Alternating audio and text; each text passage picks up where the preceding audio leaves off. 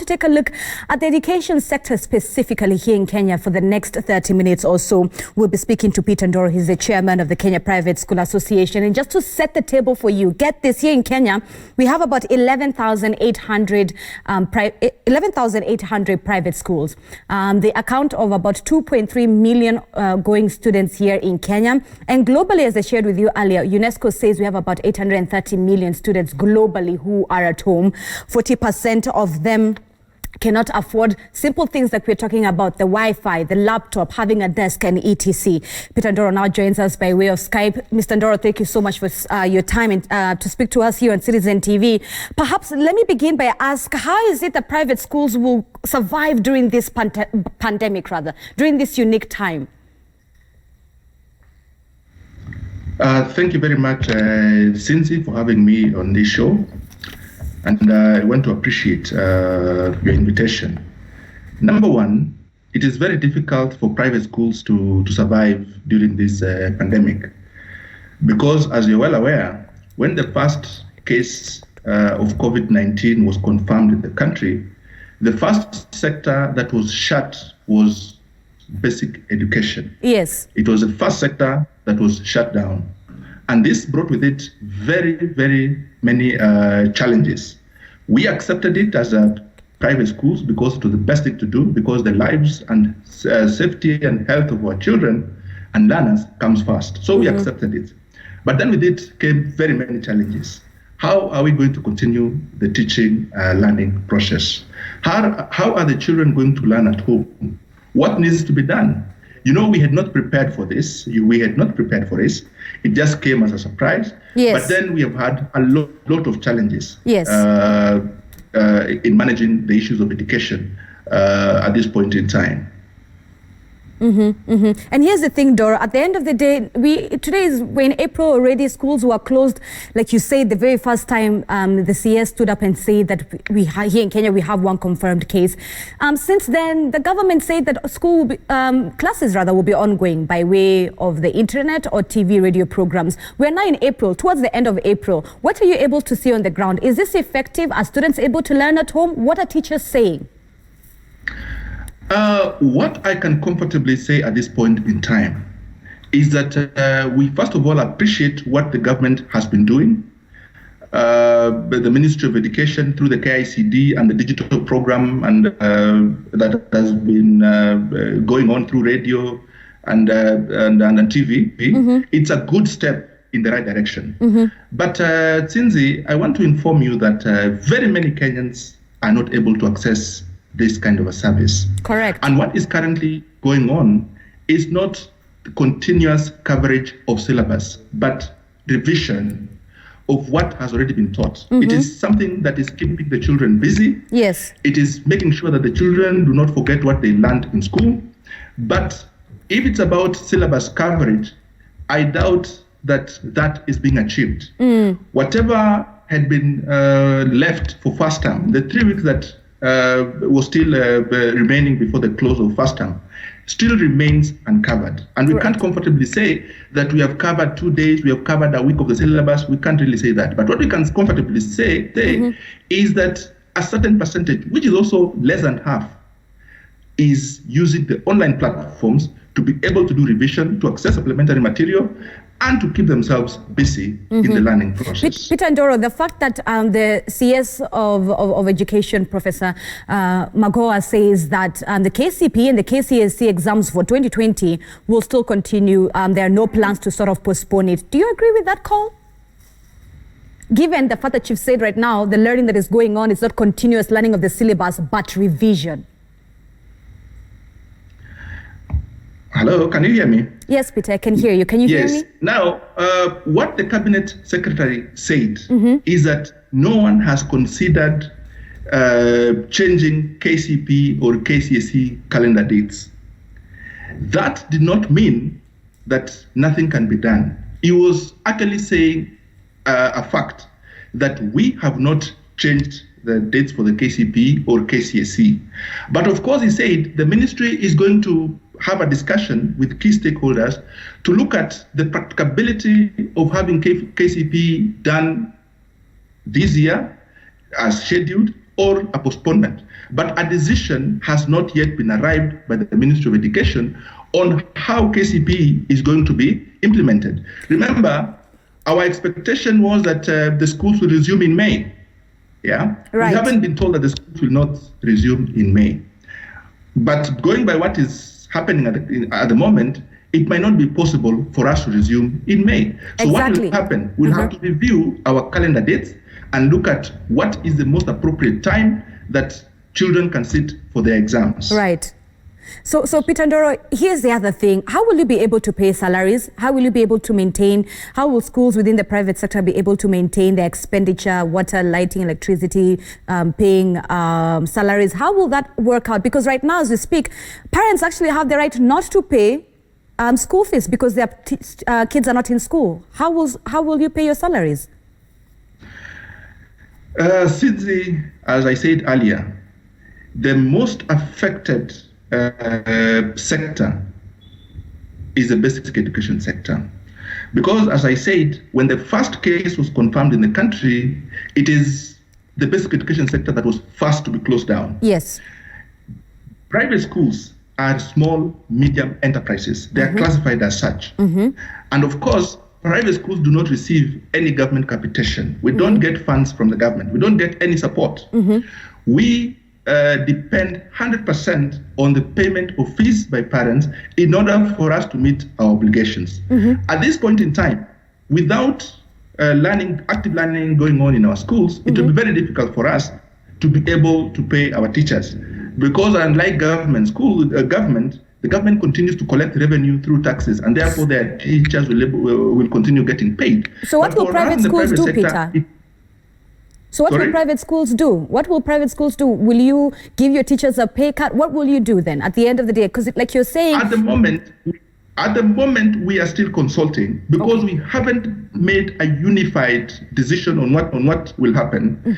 But what we have decided to do, nobody will be laid off at this point in time, but we might have members of staff taking unpaid leave or get an intervention from government on how we can be able to sort out our members of staff. Remember, private schools cumulatively employ over 158,000 teachers, together with about 123,000 non-teaching staff. All these are employees that need to be supported by all of us. Right. So we will look at ways and means through which to get some support from the government. But as things stand at this point in time, private schools may not be able to pay salaries for the teachers going forward if we do not receive fees from the parents. Can you confirm if any of the teachers have received a pay cut?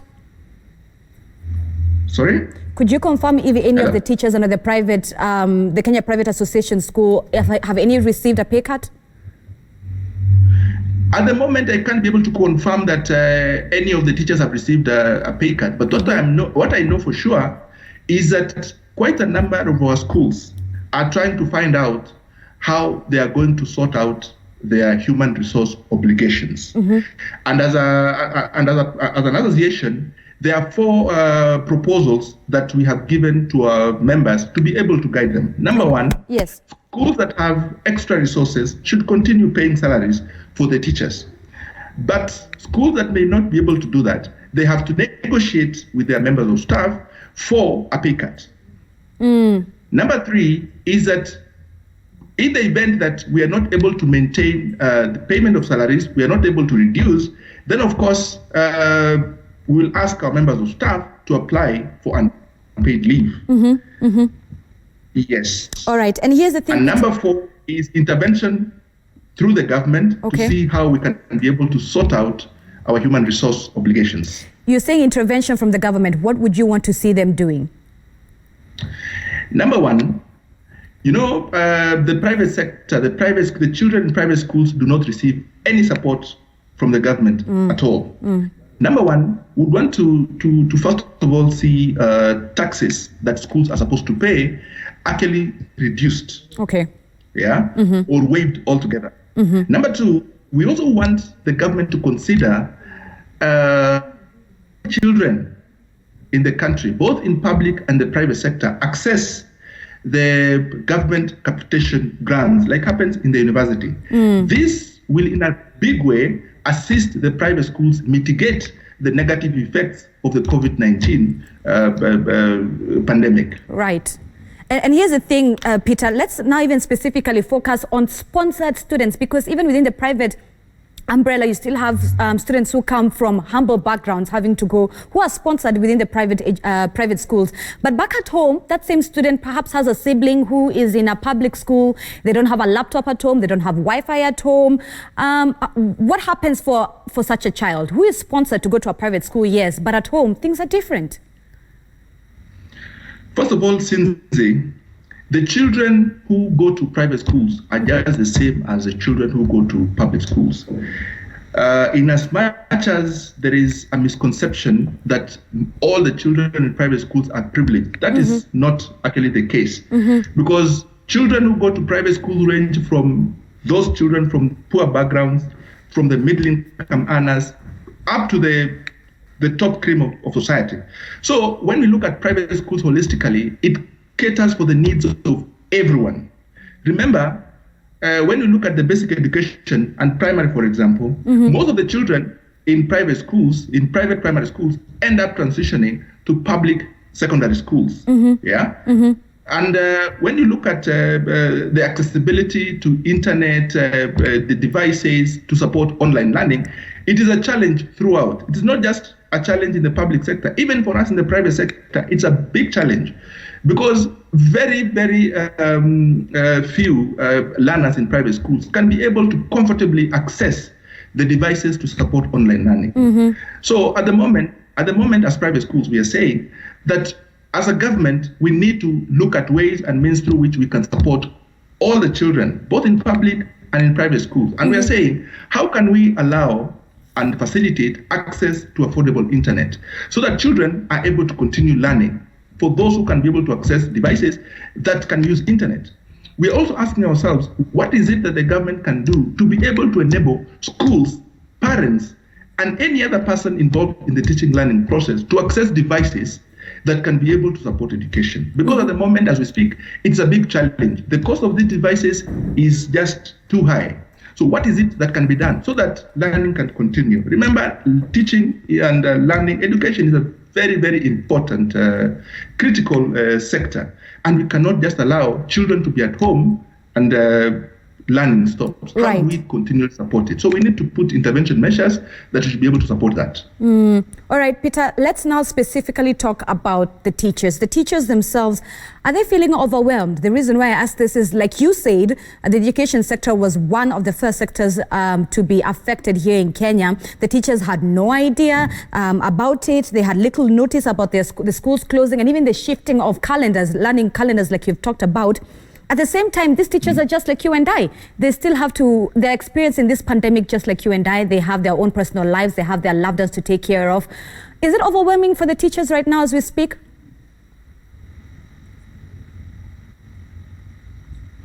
Hello, I seem to have lost you. Right, Peter, can you hear me? Yes, I can hear you now, please. Right. Peter, I was asking about the teachers. Are the teachers feeling overwhelmed? At the same, especially for those who are currently teaching online classes, are they feeling overwhelmed knowing that these same teachers have a lot of workload to sort of cover, given that the calendar was pushed? They didn't see this coming just like you and I. They also have parents. They're experiencing this pandemic just like you and I are also experiencing it. Yes, of course. We can't deny the fact that every other employee will feel overwhelmed at this time of the COVID-19 because the future remains uncertain. But for private schools, as I said, there are various measures that we are trying to put in place to try and see how best we can be able to cushion our members of staff.